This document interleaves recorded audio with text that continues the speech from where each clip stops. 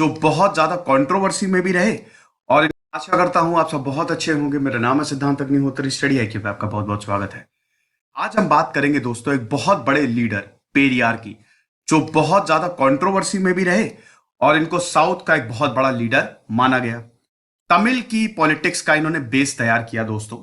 और आज जो पार्टी देख रहे हैं तमिलनाडु की, दो सबसे बड़ी पार्टी ना, डीएमके, एक एआईडीएमके, जयललिता वाली, एमजी रामचंद्रन वाली पार्टी, मैंने उन दोनों की बायोग्राफी कवर की है। तो पेरियार कौन थे? फादर ऑफ द्रविडियन मूवमेंट इनको बोला जाता है। ठीक है, बहुत ही रिस्पेक्टेड लीडर थे। पहले कांग्रेस ज्वाइन की, फिर एक्टिविस्ट बने, फिर अपनी पार्टी बनाई और बहुत ज्यादा कंट्रोवर्सी में भी रहे हैं क्योंकि ये एथीस्ट थे। 1956 का वो इवेंट कोई नहीं भूल सकता जब काफी कुछ इन्होंने किया था, उसका भी हम डिस्कशन करेंगे। लेकिन एक बहुत ही जबरदस्त लीडर थे। तो आज हम पेरियार की बायोग्राफी को देखेंगे। इनका नाम था बेसिकली ईवी रामास्वामी। पेरियार मतलब एक तरीके से जो हमारे एल्डर, जो रिस्पेक्टेड लीडर होते हैं, ये इनको टाइटल दिया गया। नाम इनका वैसे ईवी रामास्वामी है। तो आज हम देखेंगे इनकी बायोग्राफी। चलिए आगे बढ़ते हैं। सिडन्स को रिकनेक्ट मेरा फेसबुक पेज है, सिद्धांत अग्निहोत्री के नाम से मेरी फेसबुक प्रोफाइल है। दोनों ही जगह पर चेक की पीडीएफ ले सकते हैं, सवाल भी पूछ सकते हैं। स्टडी आईक्यू के तो अगर हम बात करते हैं, स्टडी आईक्यू के टैबलेट और पेन ड्राइव कोर्सेज हर एग्जाम्स के लिए आते हैं। आप इन नंबर पर कॉल करिए, वेबसाइट विजिट करिए। साथ ही साथ अब मैं ट्विटर पे भी आ गया हूं, ये रही मेरी आईडी, आप मुझे यहां पे भी फॉलो कर सकते हैं। तो अगर हम बात करते हैं एरोड वेंकट रामास्वामी की, तो इनका जन्म 1879 में हुआ था, 17 सितंबर। ठीक है ना, एरोड में जन्मे थे ये। मद्रास प्रेसिडेंसी में उस समय सब कुछ आता था। अब मैंने ये कई बार कवर किया है दोस्तों, आपको पता ही है कि ब्रिटिश की 3 प्रेसिडेंसी थी। मूलतः वो 3 जगह से एडमिनिस्ट्रेशन करते थे। ठीक है, देखिए तीनों इंपॉर्टेंट सेंटर्स जो थे जहां से भारत को कंट्रोल किया जा सकता था, स्पेशली कोस्टल एरियाज, वो ब्रिटिशर के पास थे। कौन कौन से? एक तो हमारा था कलकत्ता, मतलब जिसको हम बंगाल प्रेसिडेंसी बोलते हैं। ठीक है, दूसरा हमारा था बॉम्बे प्रेसिडेंसी और तीसरा मद्रास प्रेसिडेंसी। तो ये तीनों एरिया जो थे, और आज का जो मद्रास प्रेसिडेंसी है ना, मतलब जो मद्रास प्रेसिडेंसी था, आज आप पूरा जो साउथ रीजन देख रहे हैं वो पूरा था। ठीक है ना, ये सिर्फ आप तमिलनाडु या फिर मद्रास को ही, चेन्नई को ही मत समझिएगा। ठीक है, बहुत बड़ा एरिया था मद्रास प्रेसिडेंसी का। तो ये 3 सेंटर्स थे ब्रिटिशर के, और यहां पे इसी प्रेसिडेंसी में इनका जन्म हुआ था। उस समय तो एरोड, वैसे एरोड हल्दी बहुत ज्यादा फेमस है, जीआई टैग भी इसको मिला। तो उस समय तो ये कोयम्बटूर का पार्ट था। इनके पिताजी जो थे उनका नाम था वेंकटप्पा नायकर, और इनकी माता जी का नाम था चिन्नाथई मुथम्मल। आपको बता दूं कि बाद में ईवी रामास्वामी ने अपना सरनेम ड्रॉप कर दिया था। बाद में ईवी रामास्वामी एथीस्ट हो गए थे। कुछ इवेंट्स हुए उनकी जिंदगी में, इंसान के कुछ एक्सपीरियंस उसको बदल देते हैं। ठीक है ना, वो जो रास्ता फॉलो कर रहा होता है या जिस रास्ते पे चल रहा होता है, जब तक उसको लगता है सही है तब तक तो सही है, लेकिन कुछ एक्सपीरियंस बहुत खराब होते हैं जो उस रास्ते से वो हट जाता है। ईवी रामास्वामी के साथ भी ऐसे ही हुआ। वो पहले तो आस्तिक थे, भगवान में बहुत ज्यादा मानते थे, बचपन में भगवानों की कहानी सुनते थे। ठीक है, रामायण, महाभारत, गीता का पाठ, ये सब। लेकिन जैसे जैसे वक्त आगे बढ़ा और कुछ एक्सपीरियंसेस ऐसे हुए पेरियार के साथ कि ये बिल्कुल ही नास्तिक हो गए, और उसके बाद ये एथीस्ट, फिर थोड़ा बहुत कम्युनिज्म की तरफ भी ड्रिफ्ट हो गए। जब इन्होंने पूरा वर्ल्ड में टूर किया 1929 से लेकर 1935, सोवियत गए, वहां पे मार्क्स को पढ़ा, तब थोड़ा, क्योंकि सोशलिस्ट ऑलरेडी थे और कम्युनिज्म में तो सोशलिस्ट आइडिया है ही है, तो वहां पे भी काफी ज्यादा हम देखते हैं इनका इंटरेस्ट आ गया। ठीक है, तो ये सब ईवी रामास्वामी ने किया। तो अब जो है इनका जन्म हुआ, उसके बाद 19 साल के थे जब इनकी शादी हो गई। इनकी पहली बीवी का देहांत 1933 में हुआ, और उसके बाद इन्होंने दूसरी शादी 1948 में की। ठीक है ना, 5 साल तक इन्होंने जो एजुकेशन है वो ली, और उसके बाद अपने पिताजी के ही बिजनेस में ये इन्वॉल्व हो गए। अब दोस्तों ये तमिल वैष्णवाइट थे। आपको पता ही है कि साउथ में 2 ग्रुप्स, शैवाइट और वैष्णवाइट, बहुत इंपॉर्टेंट। भक्ति मूवमेंट पूरा साउथ से ही शुरू हुआ था। भक्ति मूवमेंट मैंने पूरा कवर किया है। ठीक है, तो जब ये तमिल वैष्णवाइट थे, भगवान में बड़ी आस्था थी, इनके घर में पूरा पूजा पाठ का माहौल, और इनको बहुत पढ़ाया जाता था, इनको धार्मिक बनाने की कोशिश की गई। लेकिन धीमे धीमे जब पेरियार बहुत डीप में जाने लगे, तब इनको पता चलने लगा कि रिलीजन में तो बहुत ज्यादा खामियां हैं। रिलीजन तो यहां पे इनोसेंट लोगों को बेवकूफ बना रही है, जो भोले भाले हैं, जिनके पास कुछ नहीं है, धर्म के नाम पे तो उनको बहुत ज्यादा दबाया जा रहा है। तो ये तो चलेगा नहीं, बहुत ज्यादा अंधविश्वास है, बेकार की परंपराएं हैं। लेकिन पेरियार उस समय बोल नहीं सकते थे, उनका मुंह खोलना समझ लीजिए अगर उस समय कोई भी धर्म के खिलाफ। देखिए दोस्तों, एक चीज आप समझिए, feeling like the city boys up one. Fade away full court. कोई भी धर्म हो, चाहे इस्लाम हो, चाहे क्रिश्चियनिटी हो, चाहे हिंदुइज्म हो, अगर आप धर्म के खिलाफ पहले जमाने में बोलते तो बहुत दिक्कतें आपको झेलनी पड़ती। हमने क्रिश्चियनिटी में बात की थी, इसको तो हेरेसी माना जाता था। क्रिश्चियनिटी में तो बकायदा आपके ऊपर इंक्विजिशंस होते थे, ठीक है ना, ऑटोडाफे, लोगों को मार दिया जाता था कि अगर आप कुछ भी क्रिश्चियनिटी के खिलाफ बोलते थे, अगर जरा सा भी आप लिबरल होने की कोशिश करते, आपके पास राइट्स नहीं थे। यही इस्लाम के साथ भी था और यही हिंदुइज्म में भी था। बाद में बहुत ज्यादा प्रॉब्लम हो गई थी, ठीक है ना, जब कास्ट डिवीजन अपने चरम पे था, स्पेशली जब ब्रिटिश ने डिवाइड कर दिया था। यही आप कुछ भी जो हो रहा है उसको एज इट इज एक्सेप्ट करो। लेकिन 1905 के बाद से, या इनफैक्ट जब गांधी जी की पॉलिटिक्स में एंट्री होती है, तब सब चेंज हो गया। गांधी जी का सबसे बड़ा काम क्या था कि वो उन लोगों को साथ में ले आए, उस तबके को साथ में ले आए जो हमेशा अलग थलग रहता था। उन्होंने पूरे देश को यूनाइट कर दिया ना। गांधी जी ने छोटे से छोटे इंसान को कांग्रेस से जोड़ दिया, क्योंकि कांग्रेस की मेंबरशिप उस समय बहुत महंगी होती थी और कांग्रेस के बारे में यही बोला जाता था कि ये तो खाली उन लोगों की संस्था है जो बड़े अमीर हैं या बड़े इंटेलेक्चुअल है, बड़े पढ़े लिखे हैं। तो 90% जो जनता थी वो तो ज्यादा पढ़ी लिखी थी नहीं, गरीब थी। तो गांधी जी ने सबको जोड़ दिया और उसमें ईवी रामास्वामी भी शामिल थे। जी हां, ईवी रामास्वामी भी कांग्रेस के मेंबर रहे थे और कांग्रेस बाद में उन्होंने छोड़ दी, पर्सनल डिफरेंसेस बहुत ज्यादा हो गए थे। एक ऐसा इवेंट हुआ दोस्तों ईवी रामास्वामी के साथ जिससे इनकी जिंदगी का रास्ता बदल गया, ठीक है, और यहां से एथीस्ट की नींव पड़ गई। यहां पे कंफर्म हो गया कि धर्म जो है, उस समय जो धर्म है वो उन्हीं लोगों को फेवर करता है जो ताकतवर है। क्या वो इंसिडेंट था दोस्तों? 1904 में हुआ क्या था कि ईवी रामास्वामी जो थे वो वाराणसी, सबसे पुराना शहर, देवों की नगरी, भगवान शिव की नगरी वाराणसी, वहां पे गए वो, और हमारे मोदी जी की कंस्टिट्यूएंसी है। काशी विश्वनाथ आपको पता ही है कि ज्योतिर्लिंग है। काशी विश्वनाथ में 12 ज्योतिर्लिंग है, आपको पता ही है। 12 ज्योतिर्लिंग में से एक है काशी विश्वनाथ, ठीक है ना। तो काशी विश्वनाथ जब ईवी रामास्वामी गए, पेरियार गए, ईवी रामास्वामी जब भी मैं बोलूं आप पेरियार समझ जाइएगा, ठीक है। वहां पे जब ये गए तो वहां पे इन्होंने बहुत कुछ विटनेस किया। अब मैंने आपको बताया कि उस समय कास्ट डिवीजन जो था वो अपने चरम पे था, ठीक है ना। तो वहां पे बहुत कुछ इन्होंने देखा जो कि इनको गलत लगा। इनको लगा कि शायद ये नहीं होना चाहिए, क्योंकि उस समय काशी विश्वनाथ या इनफैक्ट जो पूरा शहर था वाराणसी, और आज भी दोस्तों वाराणसी को वैसे भी वरदान है, ठीक है ना। वो जो शहर है वहां पे आप जाइए और रात में आप 1 बजे भी निकल जाएंगे, वहां पे गलियों में रौनक रहेगी। भले ही गलियां बहुत छोटी छोटी हैं, लेकिन वो एक कहते हैं ना कि सच में होली सिटी है। गंगा के किनारे बसा हुआ है, छोरा गंगा किनारे वाला, आपने सुना होगा, ठीक है, कहीं के पान बनारस वाला वो गाना। तो यहां पे ये होलीएस्ट साइट थी उस समय हिंदुओं के लिए। तो जब यहां पे काशी पेरियार जाते हैं तो उनको कुछ गलत लगा कि ये धर्म में नहीं होना चाहिए, ठीक है। जैसे कि लोग भीख मांग रहे हैं, लोग जबरदस्ती मंदिर में ले जाके पूजा करवा रहे हैं, तो शायद ये गलत है। बट कोई बात नहीं, अब वो दर्शन करने गए। तो हम ये देख रहे हैं दोस्तों कि जब पेरियार गए वहां पे दर्शन करने, तो उस समय फ्री मील्स, और आज भी फ्री मील्स जो है, ठीक है, जिसको हम भंडारा कहते हैं, वो ऑफर किया जाता था। लेकिन जो बाहर से आते थे, जो गेस्ट होते थे, ठीक है, उनको फ्री मील्स दिया तो जाता था, लेकिन ब्राह्मणों को दिया जाता था। अब पेरियार को बहुत ज्यादा भूख लगी, क्या करें, खाना तो खाना है, जेब में पैसे हैं नहीं। पेरियार के पास कभी पैसे नहीं, वो तो एक्टिविस्ट थे, ठीक है, कोई इतनी अमीर तो फैमिली थी नहीं, पैसे रहते नहीं, तो पैसे नहीं थे, एजुकेशन भी नहीं, तो अब क्या करें। तो भैया खाना तो खाना था, तो अब क्या करते हैं, ये ब्राह्मण का भेष धारण करके खाने के लिए ये मंदिर में घुसने की कोशिश करते हैं। लेकिन जो गेट कीपर है वो पहचान लेता है कि ये तो ब्राह्मण नहीं है, क्योंकि इनकी बहुत बड़ी बड़ी मूछें थी, ऐसे नहीं होते ब्राह्मण। और उसके बाद गेट कीपर इनको पकड़ता है, बहुत लोग आते हैं और इनको धक्के मार के बाहर निकाल दिया जाता है, बड़ा रूडली। और उसके बाद बहुत ज्यादा भूख लगी थी पेरियार को, तो जो पत्तल दोने होते हैं ना, जो अपना लेफ्ट ओवर छोड़ गए होते हैं, जो जूठा खाना छोड़ गए होते हैं, वहां से निकाल के पेरियार ने खाना खाया। तो ये जो इवेंट था, ये एक्सपीरियंस था, ये इतना ब्रूटल था कि वहां पे फिर पेरियार ने ये डिसाइड कर लिया था कि अब मैं नास्तिक ही रहूंगा, आस्तिक से नास्तिक ही सही, कोई दिक्कत नहीं है।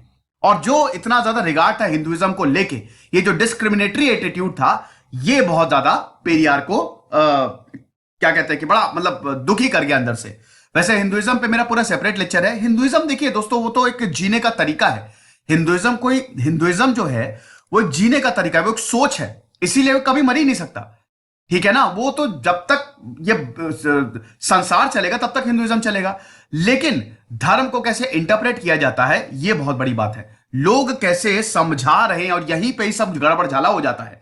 जो धर्म को समझाता है, कोई भी धर्म हो, वो इसमें सब अपनी राजनीति के लिए ये सब बर्बाद कर देता है। तो ये बहुत बड़ी प्रॉब्लम। एनीवे, तो पेरियार जो है, फिर यहां से ही उनका जो बेस है वो तैयार हुआ कि अब मुझे सिर्फ उनके लिए काम करना है जिनके पास कोई भी राइट्स नहीं है, और अब ये मूवमेंट चलाएंगे।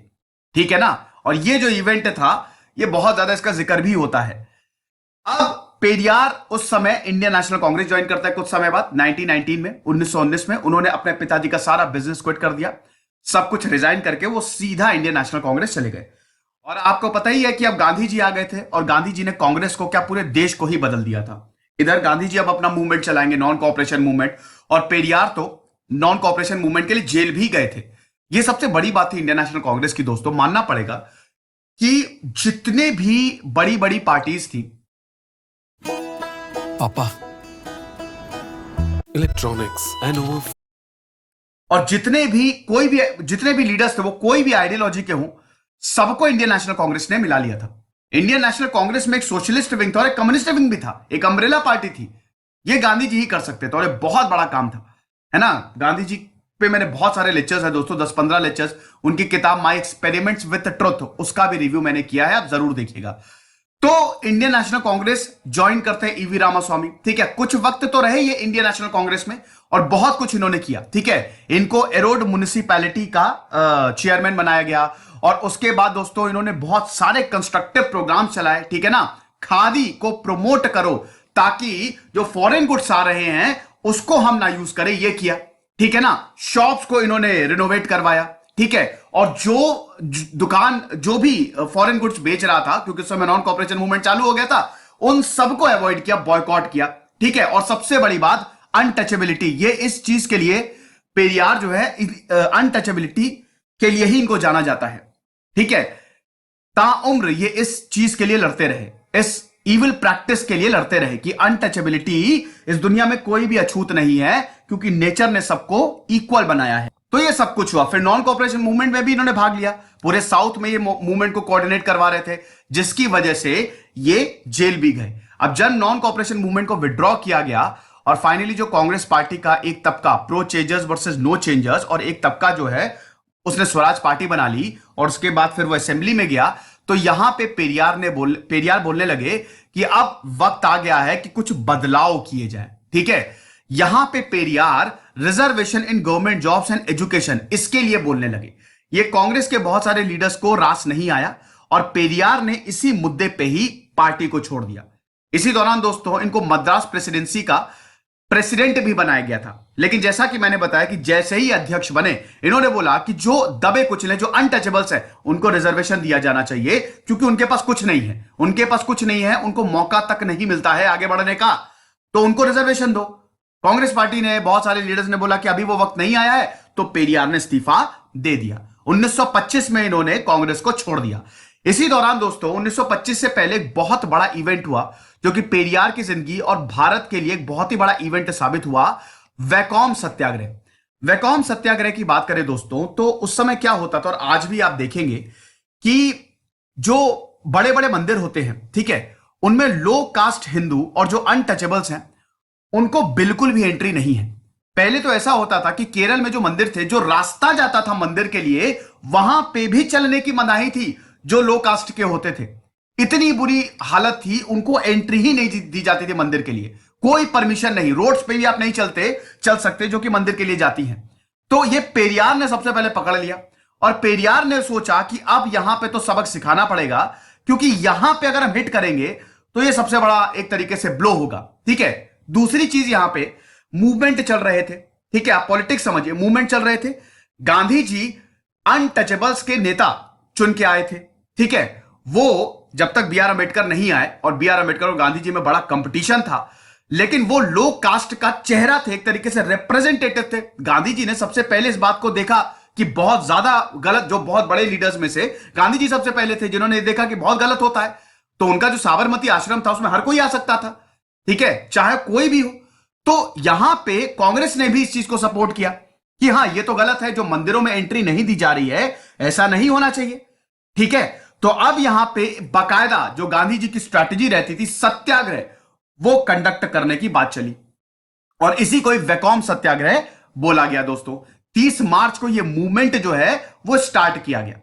ठीक है, बाकायदा एक कमिटी बैठी और कांग्रेस पार्टी काकीनाडा में मतलब उनका सेशन हुआ, उनकी मीटिंग हुई और वहां पे ये पूरी बाकायदा रिपोर्ट दिखाई गई कि किस तरीके से लो कास्ट के साथ व्यवहार होता है, डिप्रेस्ड कास्टेस जो केरला में है उनके साथ व्यवहार किया जाता है, कितना ज्यादा डिस्क्रिमिनेशन है। और उसके बाद फिर इन्होंने बोला कि यहां पे अब एक प्रॉपर मूवमेंट चलाने की बारी है जिसको वैकोम सत्याग्रह बोला गया। अब इसमें बहुत सारे लोग जुड़े, इसमें अपर कास्ट के लोग भी जुड़े, बहुत सारे सत्याग्रही थे और यहां पे बड़े बड़े लीडर्स भी। इनिशियली तो कुछ लीडर्स इसको अपोज कर रहे थे लेकिन बाद में हर कोई साथ आ गया। ठीक है ना, और हर किसी ने इस मूवमेंट को सपोर्ट किया और यह बकायदा क्या था कि हम मंदिर जाएंगे। ठीक है, हम मंदिर जाएंगे और हम बकायदा मंदिर में एंट्री लेंगे, भले ही हमारी एंट्री जो है वो प्रतिबंधित है लेकिन हम बकायदा में मंदिर में एंट्री लेंगे और पूजा करेंगे। ठीक है, तो ये बहुत बड़ा मूवमेंट था, बहुत सारे सिग्नेचर कैंपेन लगा बकायदा यहां पे चालू हो गई कि कौन कौन इस मूवमेंट को सपोर्ट कर रहा है। तो उस समय जो रीजेंट थी, जो महारानी थी सेतु लक्ष्मी बाई, ठीक है, 2500 सिग्नेचर कैंपेन उनको मिली, 2500 लोगों ने हस्ताक्षर किए कि हम इस मूवमेंट को सपोर्ट करते हैं। और उसके बाद ये जत्था निकला और फिर जिनको वैकोम से तिरुवनंतपुरम जाना था, वैकोम से ही सिलसिला शुरू हुआ, खाली 500 लोग थे लेकिन जब तिरुवनंतपुरम पहुंचा तो 5000 लोग हो गए दोस्तों 1924 आते आते। हालांकि आपको बता दूं कि टेम्पररी मार्च में 30 मार्च को ये मूवमेंट शुरू हुआ था लेकिन गांधी जी ने एडवाइस की थी कि अभी थोड़े टाइम के लिए इस मूवमेंट को रोक दो, तो टेम्पररी ये विड्रॉ मतलब ये कहते हैं इस मूवमेंट को विड्रॉ कर दिया था क्योंकि गांधी जी यहां पे लगातार जो अपर कास्ट हिंदूज हैं उनसे भी बातचीत कर रहे थे कि आप जो हैं इस मूवमेंट को सपोर्ट करो। लेकिन जब ये टॉक्स फेल हो गई, जब उनका इतना सपोर्ट नहीं दिखा, तब दोबारा हम देखते हैं इस मूवमेंट को चालू किया गया और नवंबर 1924 में हम ये देखते हैं कि ये पूरा का पूरा जो जत्था है वो तिरुवनंतपुरम पहुंचा और जैसे ही तिरुवनंतपुरम पहुंचा ये इन सबको अरेस्ट कर लिया गया। ठीक है ना, इन सबको अरेस्ट कर लिया गया और जैसे ही और इस ये जो पूरा का पूरा इवेंट था दोस्तों, इसमें पेरियार को वैकोम वीरन का, वैकोम का वीर ये खिताब मिला। तो ये बहुत ही इंपॉर्टेंट इवेंट था। उसके बाद दोस्तों सेल्फ रिस्पेक्ट मूवमेंट भी चलाए पेरियार ने और सेल्फ रिस्पेक्ट मूवमेंट की बात करें दोस्तों तो ये बहुत बड़ा मूवमेंट था। ठीक है, कि सेल्फ रिस्पेक्ट ये बेसिकली डिप्रेस्ड क्लासेस के लिए थे। ठीक है, इतने सालों से जो अपर कास्ट हिंदूज जो हैं, स्पेशली ब्राह्मण्स जो अपना दबदबा कायम हुए हैं, उन सबके खिलाफ ये सेल्फ रिस्पेक्ट मूवमेंट था। ठीक है, और इसका मेन ऑब्जेक्टिव क्या था कि सबसे पहले तो सोशल इक्वालिटी लेके आओ, हटाओ सोशल अनइक्वालिटी, अनटचेबिलिटी को ये बिल्कुल हटाओ। मैनुअल स्कैवेंजिंग दोस्तों जिसकी वजह से आज भी कितने लोगों की जाने जाती है, इसको हटाओ। उसके बाद ये जो रिलीजन बेस्ड कास्ट सिस्टम है इसको हटाओ। सुपरस्टिशन जो अंधविश्वास होता है इसको हटाओ। चाइल्ड मैरिज जो होती है ये बिल्कुल बंद करो। Widow remarriage, equal rights to women. Periyar women के राइट्स को बढ़ चढ़ के आगे बढ़ाते थे। चैंपियन ऑफ वुमेन राइट्स हम बोल सकते हैं पेरियार को, बहुत ज्यादा सपोर्ट करते थे ये। ठीक है, तो ये सारी चीजें, ऑर्फनेज बनाओ, ठीक है, ये सब कुछ इस सेल्फ रिस्पेक्ट मूवमेंट में इंक्लूड किया गया। ये पूरा इनका बाकायदा मैनिफेस्टो था। ठीक है, बहुत ही ज्यादा सक्सेसफुल और ये सब 1929 के दौरान हुआ था दोस्तों। और 1929 से लेकर 1935 तक, ये 6 साल तक पेरियार ने पूरी दुनिया घूमी। पेरियार यूरोप गए, पेरियार इजिप्ट गए, पेरियार श्रीलंका गए, सोवियत गए, क्योंकि दोस्तों इस मूवमेंट को आगे बढ़ाना था। और सोवियत जब गए तब वहां पे इन्होंने मार्क्सिज्म भी पढ़ा, तो उससे भी बहुत ज्यादा इंस्पायर हुए। ठीक है, क्योंकि वो भी सोशलिज्म की बात करता था, हालांकि डिफरेंस है सोशलिज्म और कम्युनिज्म में, लेकिन वो भी सोशलिज्म की बात वो भी करता है। ठीक है, एक बकायदा सोशलिस्ट इकोनॉमी हो इन कॉन्ट्रारी टू कैपिटलिस्ट इकोनॉमी। तो ये सब कुछ, ये 6 साल 1929 से लेकर 1935 तक पेरियार बहुत ज्यादा घूमे और उसके बाद एक रिफाइंड पेरियार, ताकि इनके मूवमेंट को भी बल मिल सके, एक रिफॉर्म्ड पेरियार और ज्यादा अच्छे पेरियार वापस आए। और फिर हम देखते हैं कि 1935 में गवर्नमेंट ऑफ इंडिया एक्ट आ जाता है, जिसके तहत 1937 में इलेक्शंस हुए 11 प्रोविंसेस में। 5 प्रोविंसेस में कांग्रेस ने कमाल, सबसे बड़ी पार्टी, बाकी मतलब पूरी तरीके से बहुमत, और बाकी प्रोविंसेस में भी कांग्रेस नंबर 1 पार्टी थी। ठीक है, तो यहां पे मद्रास प्रेसिडेंसी की अगर हम बात करें तो सी राजगोपालाचारी को, जिनकी बायोग्राफी मैंने रिव्यू की है, वो मद्रास प्रेसिडेंसी के चीफ मिनिस्टर रहते हैं। अब उन्होंने क्या किया, ये बहुत ही बड़ा कंट्रोवर्शियल डिसीजन था। उन्होंने Hindi as a compulsory language ये स्कूल्स में चला दी। और ये मैंने उस जब सी राजगोपालाचारी की बायोग्राफी रिव्यू की है, ये इवेंट का मैंने उसमें भी जिक्र किया है। बस उसके बाद क्या था, उसके बाद पेरियार का मूड खराब हुआ और पेरियार ने बोला कि ये द्रविडियन कल्चर पे बहुत बड़ा ब्लो है, ये अटैक है, ये द्रविडियन कल्चर को या जो मैकेनिज्म है हमारा उसको पूरी तरीके से बिगाड़ के रख देगा। क्योंकि हम अलग लैंग्वेज बोलते हैं, हम तमिल बोलते हैं, मलयाली बोलते हैं। आप हिंदी को ऑफिशियल लैंग्वेज, हिंदी को कभी भी सपोर्ट नहीं किया पेरियार ने। मैंने कहा ना बहुत ज्यादा कंट्रोवर्सी भी है पेरियार को लेके, तो हिंदी को सपोर्ट नहीं किया। ठीक है, तो ये चीज है। तो जस्टिस पार्टी जिसके मेंबर थे और बाद में प्रेसिडेंट भी बने पेरियार, उन्होंने प्रोटेस्ट ऑर्गेनाइज किए सी राजगोपालाचारी, वैसे आपको बता दूं, सी राजगोपालाचारी के खिलाफ। वैसे आपको बता दूं कि 1937 से लेकर 1939 तक, ठीक है, ये जो 2.5 साल कांग्रेस के मिनिस्ट्री के थे, इतने बेहतरीन काम किए दोस्तों कांग्रेस की मिनिस्ट्री ने। बहुत ही जबरदस्त, बहुत ही कंस्ट्रक्टिव प्रोग्राम चलाए कांग्रेस के मिनिस्ट्रीज ने। जो जहां पे जिस प्रोविंस में कांग्रेस की सरकार थी, कमाल के काम। आप पढ़िएगा, इतने ज्यादा वेलफेयर स्कीम्स, इतने ज्यादा लेबर्स का ध्यान रखना, माइनॉरिटीज का ध्यान रखना, ये सब कुछ कांग्रेस ने किया। लेकिन ये जो डिसीजन था मद्रास प्रेसिडेंसी में कि Hindi as a official language introduce करो, इसका साथ पेरियार ने नहीं दिया। और ये बहुत टाइम तक जारी रहा दोस्तों। हिंदी को लेके 1948, 1952, 1965 बार बार एजिटेशन होते रहे, ठीक है ना। और 1956 में आपको पता ही है, 1956 में केरल बन गया। अब केरल जो है उस समय वो 3 रीजन से मिलकर बना था। एक था ट्रावनकोर, एक मालाबार और एक कोचीन। और ये जो द्रविडियन मूवमेंट भी चल रहा था, हमेशा द्रविड़ नाडु की बात करते थे पेरियार। मैं आपको दिखाई देता हूं मैप में, ठीक है, ये देख लीजिए। ये है जहां पे ये लैंग्वेजेस बोली जाती है, द्रविडियन लैंग्वेजेस, ठीक है, कन्नड़, तमिल और मलयाली। ये जहां पे लैंग्वेजेस बोली जाती है, ठीक है, कन्नड़, तमिल, तेलुगु, मलयाली, इसको ही पूरा द्रविडियन लैंग्वेज बोला जाता है। और कुछ पार्ट्स ऑफ श्रीलंका में भी, ठीक है ना, आपको पता है ना, ये जो पूरा नॉर्थ श्रीलंका पे पूरा मैंने कवर किया, बहुत सारे लेक्चर्स है श्रीलंका और LTTE पे।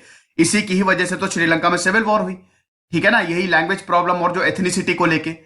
तो ये हर जगह बोली जाती है, तो इसको द्रविड़ नाडु कहते थे, है ना। और पेरियार बोलते थे कि इसको तो बिल्कुल ही अलग दो, सारी पावर्स अलग होनी चाहिए, द्रविड़ नाडु। और हमारा जो इतिहास रहा है ये बहुत ही बड़ा है। और जो हिंदी को ये लैंग्वेज इंट्रोड्यूस कर रही है, ये बहुत बड़ा अटैक है हमारे ऊपर, ठीक है। तो जहां पे भी Hindi as a official language की बात आई, वहां पे पेरियार ने काफी ज्यादा अपोज किया, ठीक है। तो ये चीज थी। अब जस्टिस पार्टी के भी ये लीडर रहे हैं, ठीक है। लेकिन अल्टीमेटली हम देखते हैं कि इन्होंने एक अलग पार्टी बनाई 1944 में। इन्होंने ये बोला कि हम द्रविडियन कजागम बनाएंगे। द्रविडियन कजागम मतलब एसोसिएशन होता है, द्रविडियन कजागम। तो ये अलग, और यहां से ही फिर डीएमके निकला। और डीएमके के ही अन्नादुरई थे, अन्नादुरई ने डीएमके को बनाया। और सीएन अन्नादुरई जो थे वो तमिलनाडु के पहले चीफ मिनिस्टर थे, ठीक है ना। तो ये सब कुछ हुआ और उसके बाद यहां पे एक नई पार्टी का जन्म होता है जिसको द्रविडियन एसोसिएशन बोला जाता है, ठीक है। और अच्छा हाँ, ये जो 1939 में इनको जेल भी हुई थी। जो भी लीडर हिंदी भाषा के लिए प्रोटेस्ट कर रहा था, उन सबको उठा के जेल में डाल दिया गया था, ठीक है। तो ये चीज थी। तो यहां पे जो गांव थे, जो रूरल साउथ था, वो जो बातें कर रहे थे पेरियार, बहुत ज्यादा इंफ्लुएंस हुआ। वो वाकई में मान गया था कि हाँ, ये बहुत बड़ी बात है और ये जो हमारी लेगेसी रही है ये बहुत ज्यादा पुरानी है, ठीक है। तो ये सब, ये चलिए मैं आपको दिखाई चुका हूं। 1949 में हम देखते हैं कि इसी से ही एक तबका अलग हो गया। सीएन अन्नादुरई अलग हो गए, उन्होंने द्रविड़ मुनेत्र कजगम DMK ये पार्टी बना ली, ठीक है ना। और 1972 में AIDMK, हालांकि AIDMK MG रामचंद्रन ने बनाई थी, ठीक है, वो अलग ही कहानी है, खैर उस पे हम नहीं जाते हैं। MG रामचंद्रन और जयललिता की बायोग्राफी मैंने पूरी कवर की है, वो अलग है। तो DMK जो पार्टी बनाई, द्रविड़ मुनेत्र कजगम, ये जो है ये द्रविड़ एसोसिएशन या द्रविड़ कजगम से ही निकली। एक्चुअली क्या था कि यहां पे अन्नादुरई और पेरियार में डिस्प्यूट हो गया था। अन्नादुरई जो थे वो इस बात के लिए एग्री कर गए थे कि हम मिलीजुली सरकार बना सकते हैं और हम कांग्रेस के साथ जा सकते हैं और हम इलेक्शंस में पार्ट ले सकते हैं। लेकिन यहां पे पेरियार का मानना था कि बिल्कुल भी नहीं, जब तक हमारे राइट्स को ऑनर नहीं किया जाएगा, ठीक है, जब तक हमारी मांगों को नहीं माना जाएगा हम बिल्कुल भी कॉम्प्रोमाइज नहीं करेंगे। इसीलिए अन्नादुरई जो है वो पेरियार से अलग हो गए और उन्होंने अपना डीएमके बना लिया। समझ रहे हैं? पेरियार जो थे वो द्रविडियन, इंडिपेंडेंट द्रविडियन स्टेट की बात कर रहे थे, तमिल स्टेट की बात कर रहे थे। अन्नादुरई ने कॉम्प्रोमाइज कर लिया था। फिर दोस्तों 1956 में बहुत एक प्रोटेस्ट हुए थे, ठीक है। यहां पे तमिलनाडु कांग्रेस कमेटी के जो अध्यक्ष थे पी कक्कन, उन्होंने बार बार वार्न किया था कि पेरियार को वार्न किया था कुछ भी ऐसा ना करे जिससे प्रॉब्लम हो, लेकिन पेरियार माने नहीं और उन्होंने भगवान राम की जो तस्वीर है, ठीक है, उनकी तस्वीर जलाई थी। ये बहुत ही ज्यादा फेमस इंसिडेंट है और ये जो एक्ट किया था पेरियार ने, तुरंत पेरियार को पकड़ा और जेल में डाल दिया गया। फिर इसी दौरान दोस्तों हिंदी लैंग्वेज, फिर से ऑफिशियल लैंग्वेज हिंदी करो। फिर यहां पे प्रोटेस्ट पेरियार का जारी रहता है, ठीक है। तो लैंग्वेज को लेके पेरियार हमेशा से ही खड़े रहे हैं कि हिंदी को तो ऑफिशियल लैंग्वेज साउथ की नहीं बनने देंगे क्योंकि हमारा कल्चर अलग है। और इसी दौरान पेरियार जो है वो नॉर्थ इंडिया में भी बहुत ज्यादा ट्रैवल करते हैं। इरेडिकेशन ऑफ कास्ट सिस्टम, आप इनके मैनिफेस्टो में देखेंगे तो हमेशा ये इरेडिकेशन ऑफ कास्ट सिस्टम और ज्यादा अनटचेबल को राइट दिए जाए, इस चीज को इन्होंने हमेशा फेवर किया है, ठीक है ना, जो मैं आपको ऑलरेडी बता चुका हूं। और 1973 में 24 दिसंबर 1973, 94 साल के थे पेरियार और इनका देहांत हुआ। तो ये कहानी थी पेरियार की। बहुत वक्त से मुझे काफी लोगों की रिक्वेस्ट आई थी, सर इनकी बायोग्राफी रिव्यू करिए, तो मैंने बायोग्राफी रिव्यू कर दी। आई होप आपको पसंद आई होगी। खुश रहिए, पढ़ते रहिए। दिस इज सिद्धांत अग्निहोत्री साइनिंग ऑफ।